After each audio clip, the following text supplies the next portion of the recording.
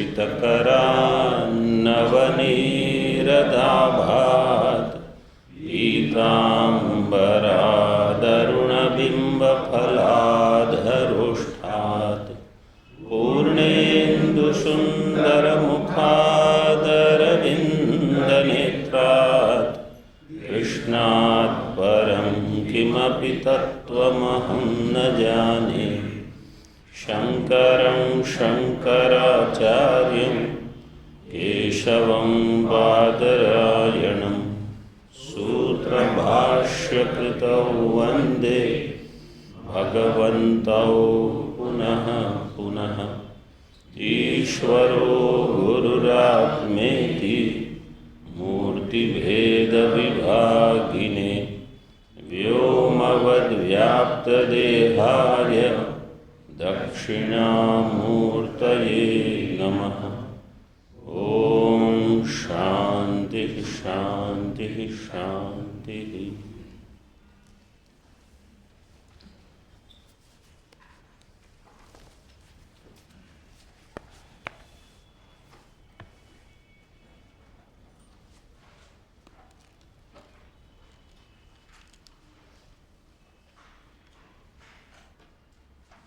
अड़तालीसवें श्लोक का पाठ करेंगे।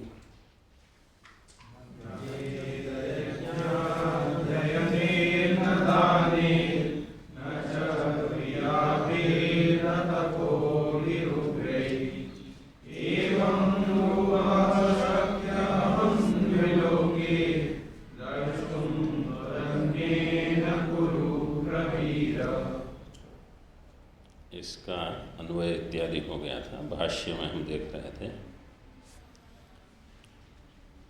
न वेद यज्ञाध्ययनैर न दानैश्चतुर्णामपि वेदानाम अध्ययनैर यथावत् यज्ञाध्ययनैश्च वेदाध्ययनैरेव यज्ञाध्ययनस्य सिद्धत्वात्। वेद अध्ययन से यज्ञ का अध्ययन भी सिद्ध है, इसलिए यहाँ यज्ञ अध्ययन से क्या लेना है?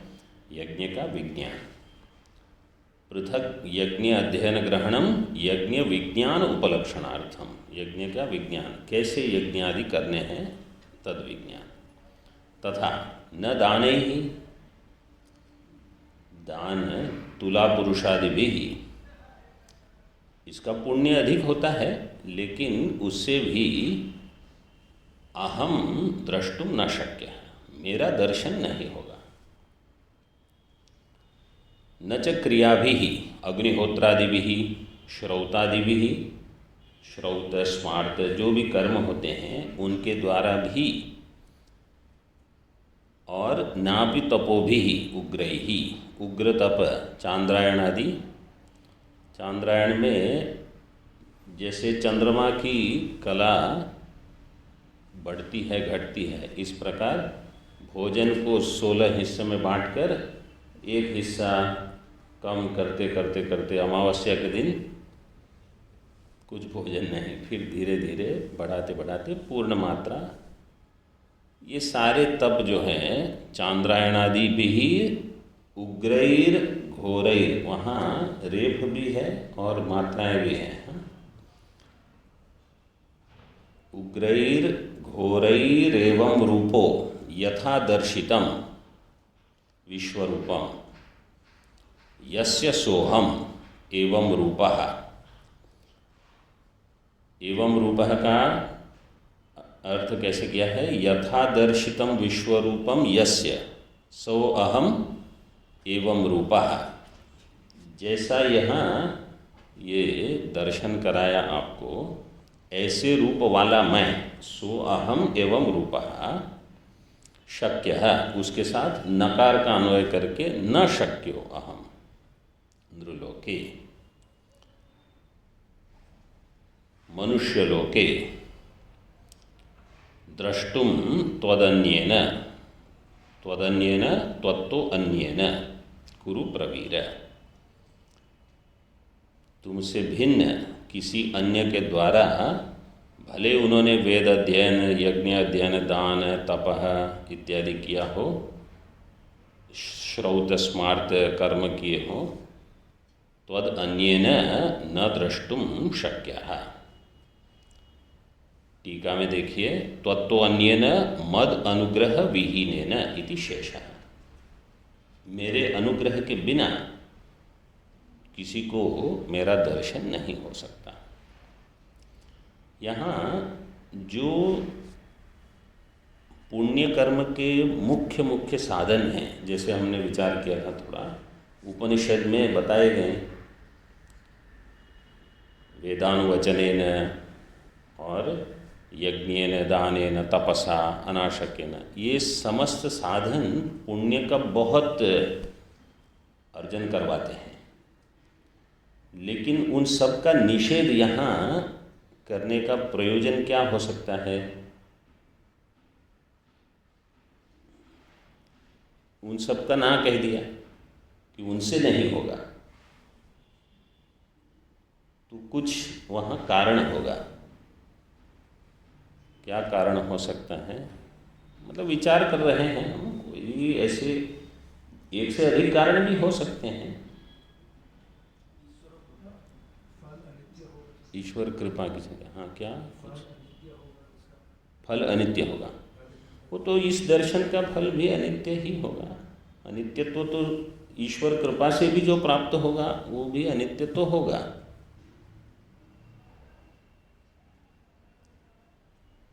एक ऐसे अन्य विचार ऐसे कर सकते हैं,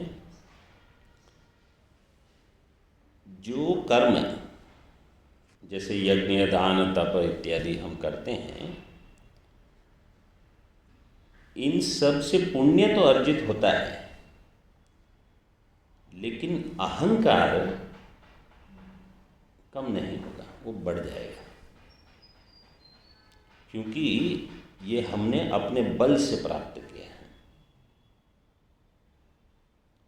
लेकिन जब अन्य की सहायता से कुछ होता है, जैसे ईश्वर भगवान ने कह दिया मद अनुग्रह विहीनेन न शक्य, मेरे अनुग्रह के बिना नहीं होगा, तो यहाँ आपका सामर्थ्य नहीं रहा। आपने भले कुछ कर लिया, लेकिन अंतिम निर्णय परमात्मा अपने हाथ में रखेंगे। भक्ति दर्शन में ये इसको एक महत्व दिया जाता है। जैसे अगर समझो हम वेद के दो ही विभाग करें, भगवान ने पूर्व में कहा था लोकेस्मिन विविधा निष्ठा मया प्रोक्ता पुराण पूरा प्रोक्ता मया में, ज्ञान योग्य न सांख्यानाम, तो एक ज्ञान है एक कर्म है, भक्ति का विभाग ही नहीं हुआ। तो कोई प्रश्न करेगा कि ये साधन है, ऐसा वेद में तो कहीं बताया नहीं। तो इसलिए जो भक्ति ग्रंथ, जैसे अब यहाँ भी भक्ति का प्रकरण चल रहा है, तो जो आप कर्म करते हो इससे अहंकार कमजोर हो जाए, ऐसा कुछ होता है? कर्म से अहंकार तो और सुदृढ़ हो जाएगा, उसको पुष्टि मिलेगी कि देखो ये हमने किया है सब। लेकिन अगर किसी अन्य की कृपा से होता है कुछ जिसमें हम देख ही नहीं सकते इसमें हमने क्या किया, तो तब आप जैसे शरणागत हो जाओगे, वही भक्ति की मतलब भक्ति का बीज वो है। तब हमको ज्ञात हो जाएगा कि जिसकी सत्ता है यहाँ, तो ईश्वर की सत्ता से ही सब चल रहा है, हमारा यहाँ कोई सामर्थ्य नहीं। हम निमित्त बन सकते, जैसे भगवान ने पहले ही कह दिया अर्जुन तुम रहो नहीं रहो ये युद्ध होगा और उसका यही परिणाम होगा, आप क्या हो? निमित्त मात्र, आपके बल से ये नहीं चल रहा है। तो ये इसका केवल इसकी समझ बन जाए तो पृथ्वी भाव हो जाएगा, हम विनम्र हो जाएंगे। ऐसा एक विचार हो सकता है, अन्य कोई भी मत हो सकते हैं, हम बिल्कुल उसका निषेध नहीं करेंगे, वो संभव है। ये तो केवल विचार के लिए ही ये वेदांत है। जितना हम विचार करेंगे उतना, जैसे गोदोहन करते हैं ना, जितना दोहन कर सकते हो आप करो। तो हमारी बुद्धि है, शास्त्र है, ठीक ठीक जितना समझ सकते हैं, लेकिन ये एक सशक्त बिंदु हो सकता है कि भक्ति का महत्व ये है कि ईश्वर कृपा से जब होता है तो वहाँ अहम गौण हो जाएगा बिल्कुल, और वास्तव में तो फिर जब वो अहम गौण होगा तब ज्ञान योग आएगा, कहेगा अब वो अहम मिथ्या है। ज्ञान को क्या करना है, अहम को मिथ्या सिद्ध करना है। वो मिथ्या तब होगा जब वो थोड़ा कमजोर हुआ है, नहीं तो ऐसे ही मिथ्या कहने के लिए तो हो जाएगा, लेकिन व्यवहार में हमको उसका लाभ नहीं दिखेगा। क्योंकि अहम, जैसे किसी ने कुछ अहम को ठोस पहुंचा दी, देखो उस मिथ्या अहम का सत्यत्व कैसा बढ़ जाता है, मतलब भयंकर हो जाता है। तो इसलिए इसको ऐसे एक विचार कर सकते हैं। श्लोक बोल लीजिए।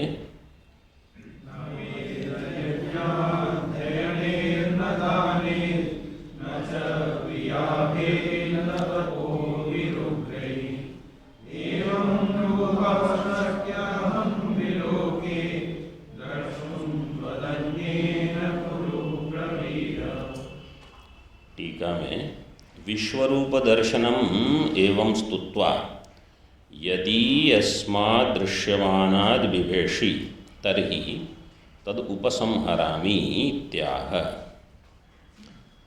विश्वरूप दर्शनम एवं स्तुत्वा, इस प्रकार से विश्वरूप की स्तुति हो गई। किसने की? अर्जुन ने।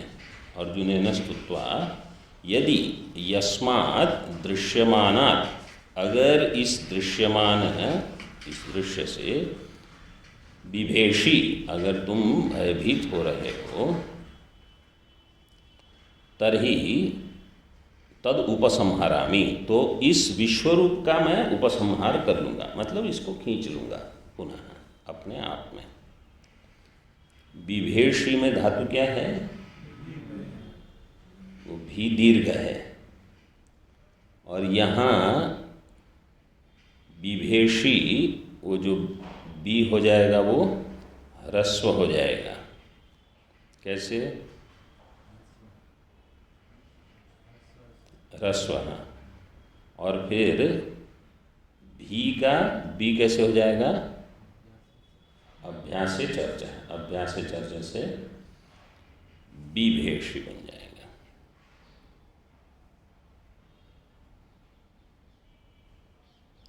और भी का भे कैसे हो जाएगा? किस सूत्र से? सार्वधातु का अर्थ धातु का जो माते व्यथा मा च विमूढ़ भावो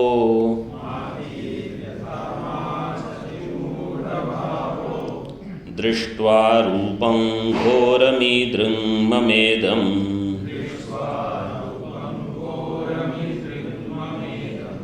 व्यपेतभिः प्रीतमनाः पुनस्त्वं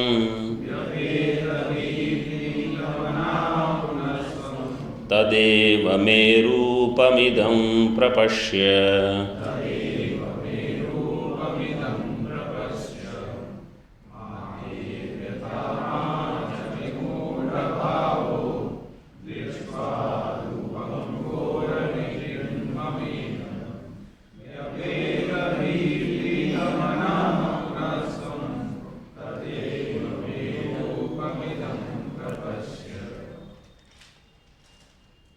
मम ईदृं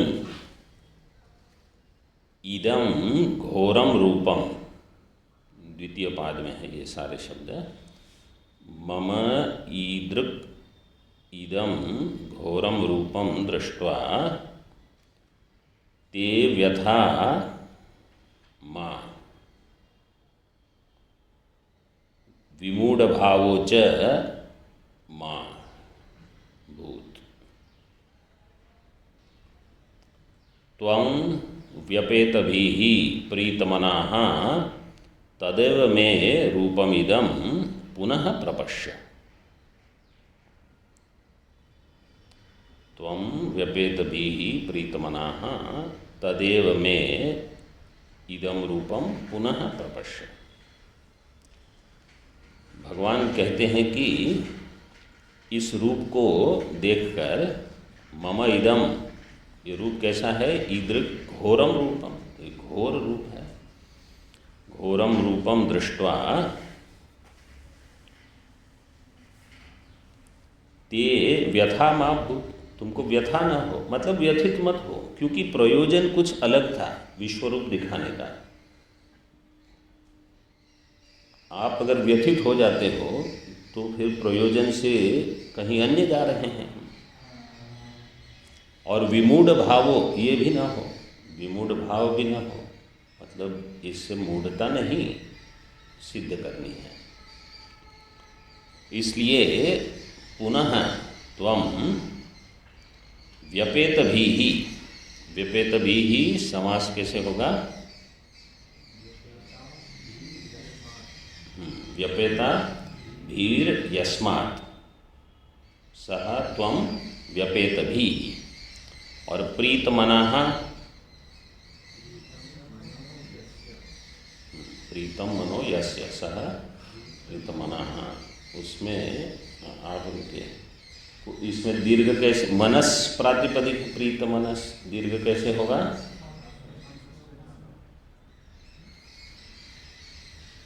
हाँ दोनों ने अलग अलग सूत्र बोले, आपने हाँ बोल दीजिए, ये सही है। अत्वसंतस्व चा धातु से दीर्घ हो जाएगा, प्रीतमनः। व्यपेता भी ही था, उसका व्यपेत भी कैसे हो जाएगा,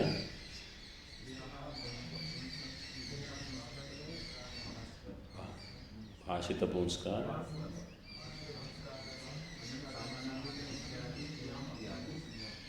जी स्त्रियाम अपूर्णी प्रियादिषु, इस सूत्र से व्यपेता का व्यपेत भी हो जाएगा, पुंवत भाव प्राप्त कर लेगा। और ईदृंग है द्वितीय पाद में, ईदृश शब्द है, उसका ईदृक बनाना है, तो ईदृश शकार का पहले शकार हो जाएगा, कैसे, वृश्च वृश्च सृज मृज, हाँ फिर शकार का जलांजस्वंते से डकार हो जाएगा, ईदृढ़ हो जाएगा, फिर डकार का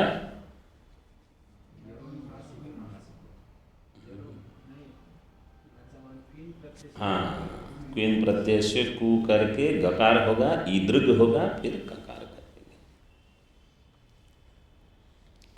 ठीक है, भाष्य में देखिए, माते व्यथा, माते व्यथा मा भूत ते भयम, माच विमूढ़ भावो विमूढ़ चित्तता, तुमको व्यथा भी न हो, विमूढ़ चित्तता भी न हो। विमूढ़ मुख में निष्ठा प्रत्यय करने से मूढ़ शब्द बनेगा। क्या क्या सूत्र लगेंगे, एक आप जो जानते हैं वो तो रुकिए, पहले जो नहीं जानते हैं उनको प्रयास कर लीजिए। हाँ फिर हाँ हाँ जी, और फिर मुख धातु में ह्रस्व है और मूढ़ के लिए दीर्घ करना होगा जी, ड्रलोपे पूर्वस्य दीर्घोण, मूढ़ विमूढ़ चित्तता मा भूत, विमूढ़ चित्त मत हो जाओ। दृष्ट्वा उपलभ्य रूपम घोरम ईदृक्, ईदृक् यथा दर्शितम, जिस प्रकार से यह घोर रूप आपने देखा है, टीका में देखिए, ईदृक् का टीकाकार ने दिया है, बहुविधम अनुभूतत्वम अभिप्रेत्य ईदृक् इति उक्तम, इदम इति प्रत्यक्ष योग्यत्वम। बहुविधम अनुभूतत्वम, बहु प्रकार से जिसका अनुभव हुआ अर्जुन को, जैसे बहुत सारे ऋषियों को देखा, ऋषिश्च सर्वान् उरगांश्च दिव्यान्, दिव्य दिव्य अलंकार आभूषण ये सब देखे आरंभ में, फिर ब्रह्मांडमीशम कमलासनस्थम, ब्रह्मा जी इत्यादि को देखा, और रुद्रादित्या वसवो ये च साध्या विश्वेश्विनौ मरुतश्चोष्मपाश्च गंधर्व यक्षासुर सिद्ध संगा, इन सब को देखा। तो बहुत सारी चीज़ देखी। फिर ये सब द्रष्टा करालानि चते, भगवान के मुख में जा रहे हैं, चूर्णितैरुत्तमांगे, इतनी सारी चीज़ देखकर इसको यहाँ कहा टीका में बहुविधम अनुभूतत्वम, जिसमें है ऐसा रूपम अभिप्रेत्य। इसके लिए यहाँ केवल एक शब्द दे दिया ईदृक, लेकिन ईदृक से ये सब समझ लेना है हमको।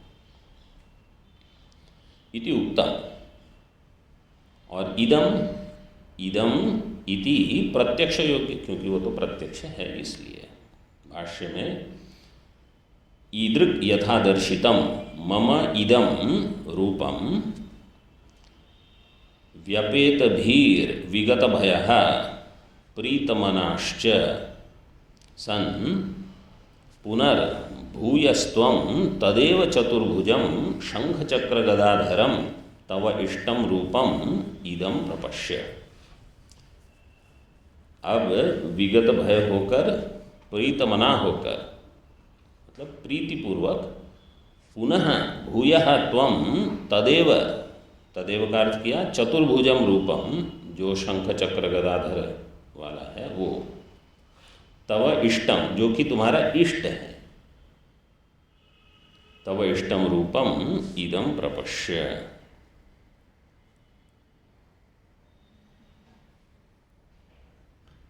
यहाँ मधुसूदन सरस्वती जी ने थोड़ा अधिक दिया है। एवं त्वद अनुग्रहार्थम आविर्भूतेन रूपेण अनेन चेत तव उद्वेगः, तुम पर अनुग्रह करने के लिए मैंने इस रूप को धारण किया। तब त्वद अनुग्रहार्थम आविर्भूतेन रूपेण, इस रूप में मैं आविर्भूत हुआ हूँ, प्रकट हुआ हूँ।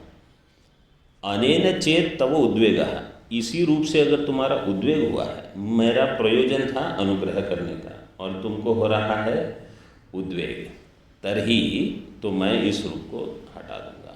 इदम घोरम ईदृक् अनेक बाह्वादि युक्तत्वेन भयंकरम मम रूपम दृष्ट्वा स्थितस्य ते तव या व्यथा भय निमित्ता पीड़ा सा माभूत। भय निमित्त से जो पीड़ा हो रही है, दृष्टांत के लिए ऐसे समझ सकते हैं कि समझो एक बालक है और उसके पिता उसको कुछ ऐसे आश्चर्य दिलाने के लिए कुछ शेर का मुंह लेकर दिखा दिए, और वो उनको लगा कि ये प्रसन्न होगा, और परिस्थिति क्या होती है, वो शुरू हो गया। अब प्रयोजन कुछ और था और कुछ और ही हो रहा है, ये ऐसा हो सकता है। तथा मद्रूप दर्शनेपि यो विमूढ़ भावो व्याकुल चित्तत्वम अपरितोषः सोपि माभूत, और जो व्याकुल चित्तत्व है, अपरितोष है, ये भी ना हो, बात अन्य सब समान है। श्लोक बोल लीजिए।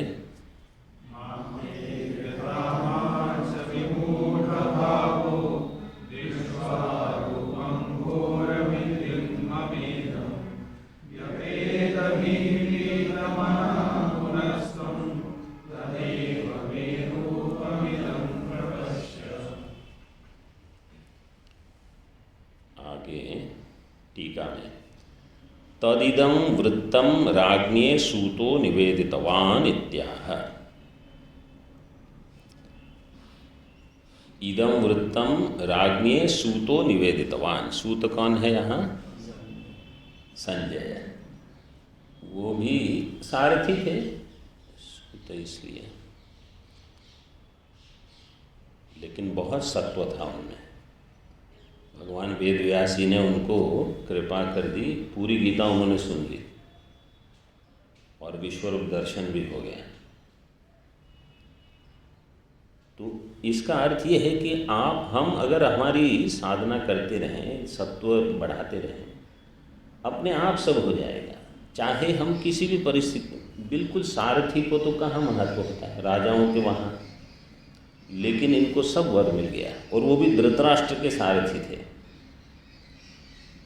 तो कभी ऐसी बुद्धि नहीं करना कि प्रभु हम पर कभी कृपा करेंगे कि नहीं, वो हो जाएगी, होती ही है, की ही है। इसलिए तो हम यहाँ इकट्ठे हुए हैं, शांत वातावरण में सत्संग चलता है, वेदांत, बहुत कृपा होती है। संजय उवाच इत्यर्जुनं वासुदेवस्तथोक्त्वा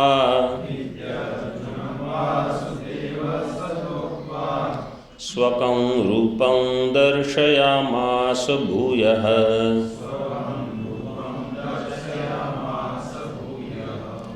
आश्वासयामास च भीतमेनं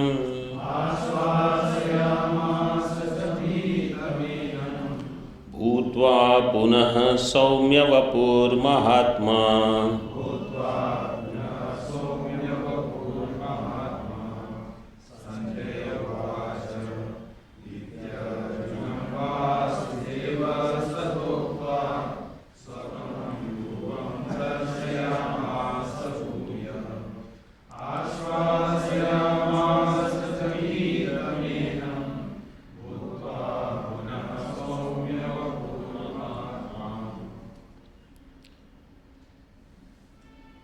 इति वासुदेवः तथोक्त्वा अर्जुनं भूयः स्वकं रूपं दर्शयामास।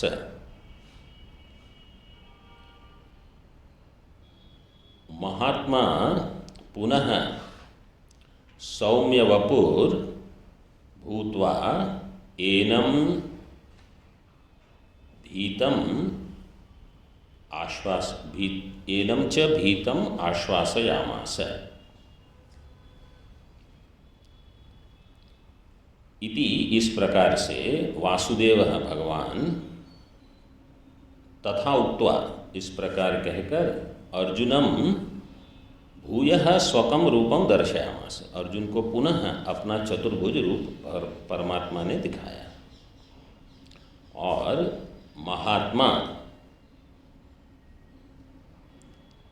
महात्मा से क्या कौन लेंगे?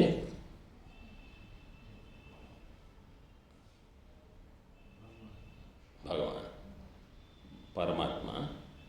महात्मा पुनः सौम्य वपुः से समानाधिकरण है, जो सौम्य वपु वाले हैं वही परमात्मा। सौम्य वपुः भूत्वा एनं भीतम आश्वासयामास, ये जो अर्जुन भयभीत हुए थे उनको आश्वासन दिया। महात्मा में महत् से दीर्घ कैसे होगा? आन महतः समानाधिकरण जाती है योग।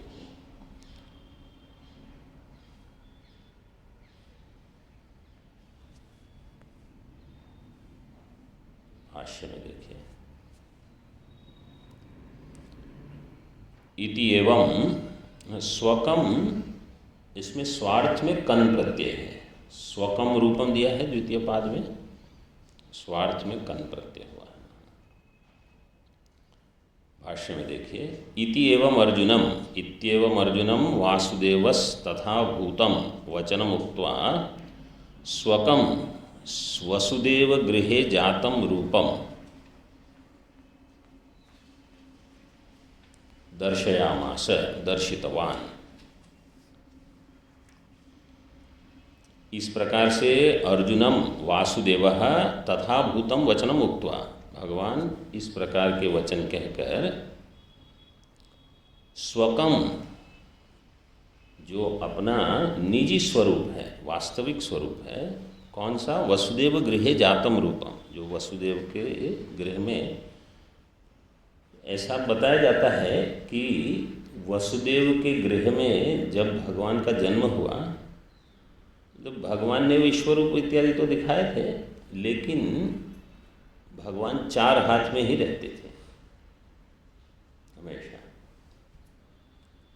तो उस रूप को दिखा रहे हैं। और एक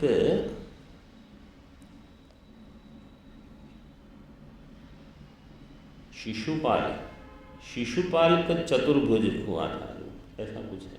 हाँ, शिशुपाल का जब जन्म हुआ तो 4 हस्त वाला था, ऐसा कुछ विकृत रूप था, जो सामान्य मनुष्यों का रूप होता है ऐसा नहीं था। तो उसके राजा जो थे पिता, उन्होंने कहा कि ये कैसा पुत्र उत्पन्न हुआ है। बोले आप चिंता मत करो, आप अपना बालक सभी के हाथ में देते रहो, जिनके हाथ में पहुंचने से इनके अन्य अंग सब निकल जाएंगे और केवल 2 हस्त रहेंगे तो ठीक हो जाएंगे, लेकिन वही उनकी मृत्यु का कारण होगी। तो सभी लोग मिलने आते थे, देते थे, बालक को कुछ नहीं होता था। फिर भगवान कृष्ण आए, उनको जैसे ही उनके हाथ में बालक दिया बाकी सब चले गए। तो 2 अभी ठीक रहे, लेकिन पिता को अब लगा कि यही इनके मृत्यु का कारण होंगे। तो पिता ने वर मांग लिया कि आप इसके 100 गुना माफ़ कर देना। भगवान ने कहा ठीक है, 100 तो क्या, ये तो तुरंत कर देगा, राक्षस जैसा है, क्योंकि राक्षस ही था। शिशुपाल, कंस और शिशुपाल ये दोनों वो जय विजय थे। तो भगवान जानते थे कि इसका वध मुझे ही करना है। देखिए, चाहे किसी को पता हो कि नहीं, लेखनी तो बहुत पहले से लिखी गई है कि ये तो ऐसे ही होगा। आप चाहे कुछ भी उपाय कर लो, आप चाहे 100 इसके गुने माफ़ कर लो, चाहे कितने भी अपराध हो, ये अंत में यही होगा। और ऐसा कहा जाता है कि फिर उसका जब सिर काट दिया तो ज्योति प्रभु के शरीर में प्रविष्ट हुई, उन्हीं का भक्त था। तो स्वकं वसुदेव गृहे जातम रूपम दर्शयामास, दर्शितवान। भूयः पुनः आश्वासयामास च आश्वासितवांश्च। भीतमेनं भूत्वा पुनः सौम्यवपुः प्रसन्नदेहो महात्मा।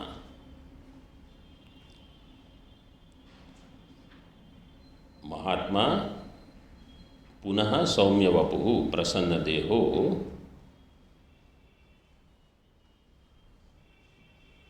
पुनः आश्वासयामास। इन सब का व्याकरण हमने पहले देख लिया है, ये शब्द पूर्व में सब आ चुके हैं। टीका में देखिए, तथा भूतं वचनम मया प्रसन्नेन तवार्जुनेद इत्यादि चतुर्भुजम रूपम। तथा भूतं वचनम भाष्य में दिया है, वसुदेवस तथा भूतं वचनम उक्त्वा। उसी पृष्ठ पर 387 हमारे पृष्ठ पर, तथा भूतं वचनम, तो उसका अर्थ दिया मया प्रसन्नेन इत्यादि चतुर्भुजम रूपम। किम तस्य रूपस्य परिचित पूर्वस्य प्रदर्शनेन प्रसन्नदेहत्वेन च अर्जुनं प्रति आश्वासनं भगवतो युक्तम इति अत्र हेतुमाह। उस रूप से अर्जुन को प्रसन्नता क्यों हुई? किं तस्य रूपस्य परिचित पूर्वस्य प्रदर्शनेन, क्योंकि वो पूर्व में परिचित था, इसलिए तत्प्रदर्शनेन प्रसन्नदेहत्वेन च अर्जुनं प्रति आश्वासनं भगवतः आश्वासनं, भगवान ने आश्वासन जो दिया तद युक्तम इति अत्र हेतुम आह। प्रसन्न देहो महात्मा। श्लोक का पाठ कर लीजिए।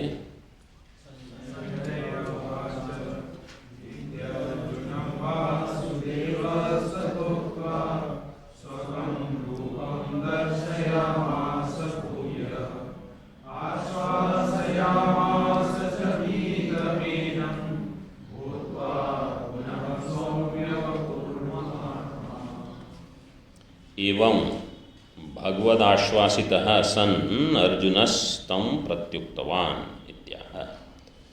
एवं भगवदाश्वासितः सन् अर्जुन, आश्वासित कौन है? अर्जुन। अर्जुनः भगवद आश्वासित, भगवान के द्वारा आश्वासित अर्जुन अब तम प्रति उक्तवान, भगवान के प्रति अब ये कह रहे हैं। अर्जुन उवाच दृष्ट्वेदं मानुषं रूपं तव सौम्यं जनार्दन इदानीमस्मि संवृत्तः सचेताः प्रकृतिं गतः।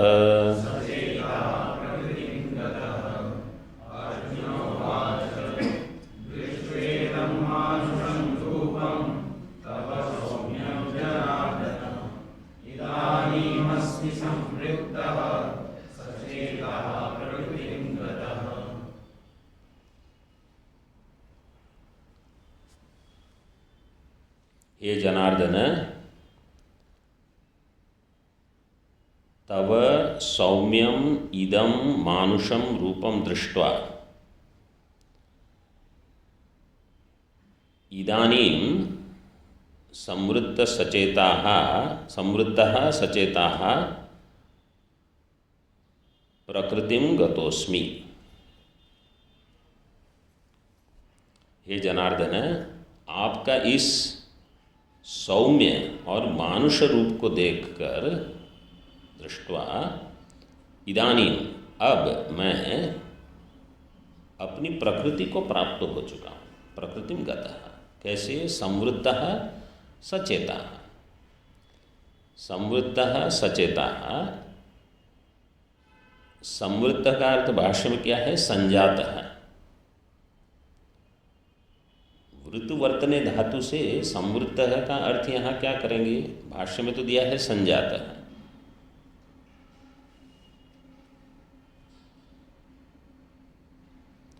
मतलब अपने स्वभाव को प्राप्त हो चुका हूँ, ऐसे। प्रकृतिम गतः का भी वही अर्थ होगा। और सचेतः मतलब प्रसन्न चित्त।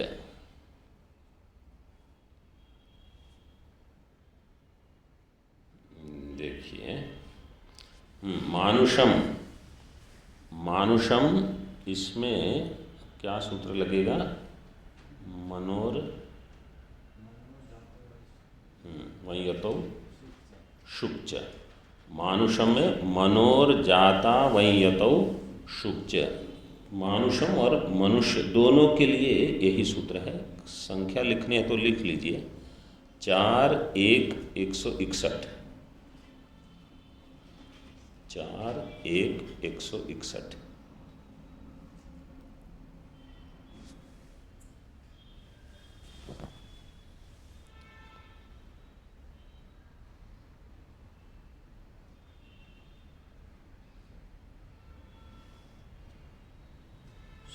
सौम्यम आगे अगले श्लोक में दिया है, मतलब भाष्य पूर्व में भाष्य में था, श्लोक में था सौम्य वपुः, यहाँ दिया है सौम्यम। सौम्य की धातु शु प्रेरणा ऐसे धातु दी है, देखना पड़ेगा। लेकिन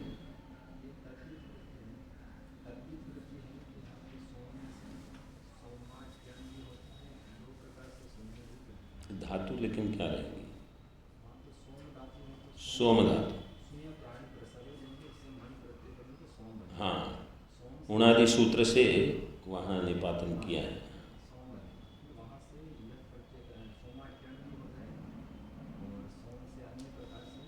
मन,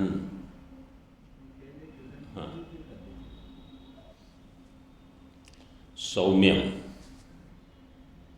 सौम्य शब्द सौम्य आता है अधिक उपनिषदों में, हे सौम्य, श्वेत केतु इत्यादि। यहाँ सौम्य दिया है। भाष्य में देखिए, दृष्ट्वेदम मानुषम रूपम मत्सखम प्रसन्नम तव सौम्यम जनार्दन इदानीम अधुना अस्मि संवृत्तः संजातः किं सचेताः प्रसन्नचित्तः प्रकृतिम स्वभावं गतश्चास्मि।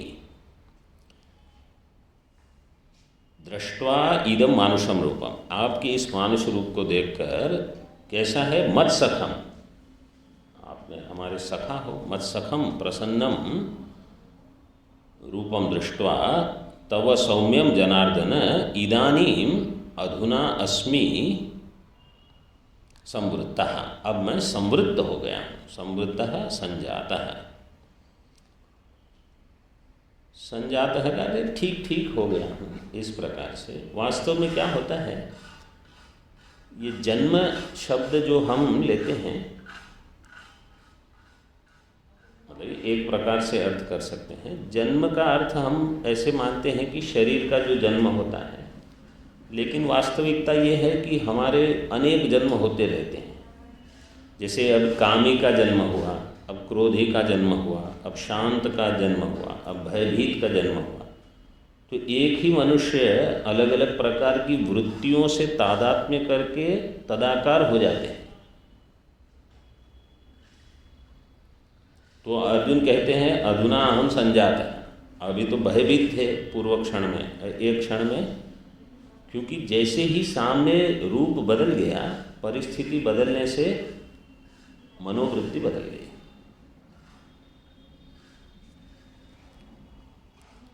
संजातः किम सचेतः प्रसन्नचित्तः, प्रसन्न चित्त हो गए।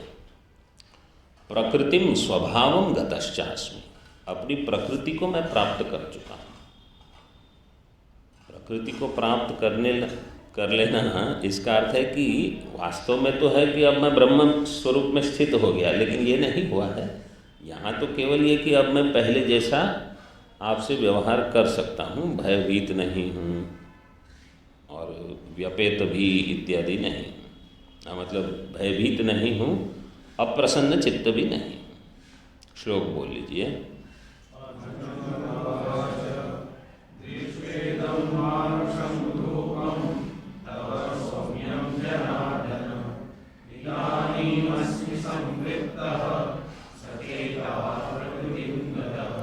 उपास्यत्वाय विश्वरूपम स्तोतुम भगवदुक्तिम उत्थापयति।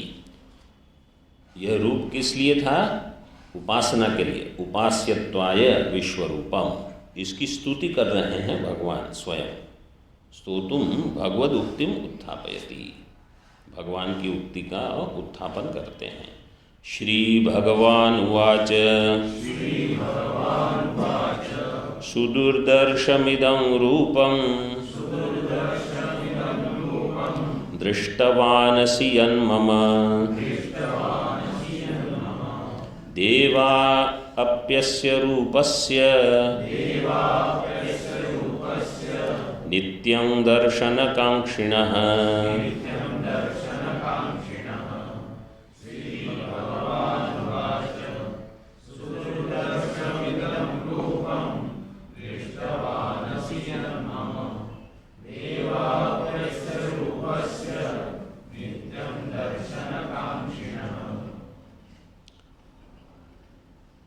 यन्मम इदं सुदुर्दर्शम रूपम दृष्टवानसि, दृष्टवानसि त्वं। फिर थोड़ा अध्याहार करना पड़ेगा। देवाः अपि अस्य रूपस्य नित्यं दर्शनकांक्षिणः।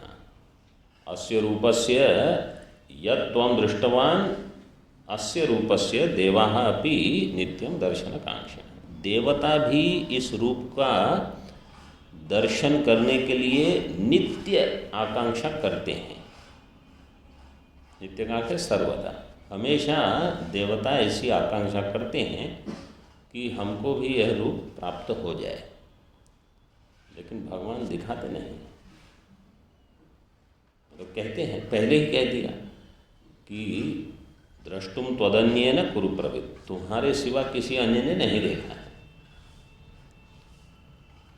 यन्मम सुदूरदर्शम इदम रूपम, सुदूरदर्शम इसमें क्या प्रत्यय लगा है? खल प्रत्यय लगा। किस सूत्र से? ईषदुषुषु कृच्छ्रा कृच्छार्थेषु खल। दर्शनकांक्षिण, दर्शनकांक्षिण में समास विग्रह कैसे होगा?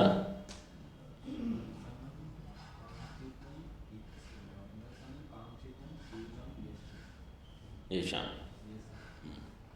दर्शनम कांक्षितुम शीलम येषाम, ते दर्शनकांक्षिणः, ऐसे। तो दर्शनकांक्षिणी प्रत्यय क्या सूत्र होगा? सुप्यजातौ णिनिस्ताच्छील्ये। ठीक है, यहाँ तक रखते हैं। भाष्य और टीका जो बाकी है, कल अध्याय का समापन हो जाएगा। ओम पूर्णमदः पूर्णमिदं पूर्णात् पूर्णमुदच्यते पूर्णस्य पूर्णमादाय पूर्णमेवावशिष्यते। ओम शांति शांति शांति।